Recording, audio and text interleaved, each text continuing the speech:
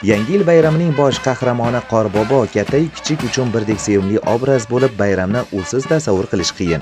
Ko'p sonli Qorbobolar galasini bir manzilda kuzatish esa yanada zavqli. Buxoroda tashkil etilgan Qorbobolar paradi odamlarga ana shu zavqli lahzalarni ulasha oldi.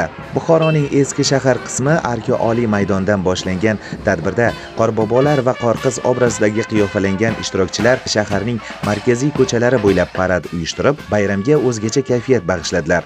Ushbu parad nafaqat bolalar, balki kattalarda ham quvonch va yangi yil ruhini uyg'otdi.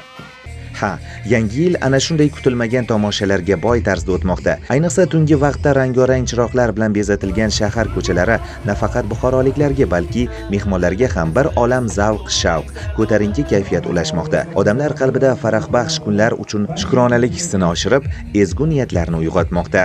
Ortda qolayotgan yil umrimizning yana bir bo'lagini o'zi bilan birga tarixga muhrlamoqda. Yangi yil oldidan esa yil sarhisobini qilar ekanmiz, erishgan yutuqlarimizdan motivatsiya olgan holda yangi orzu umidlarni ko'nglimizga tugamiz. 25-yilda juda katta muvaffaqiyatlarga erishganman.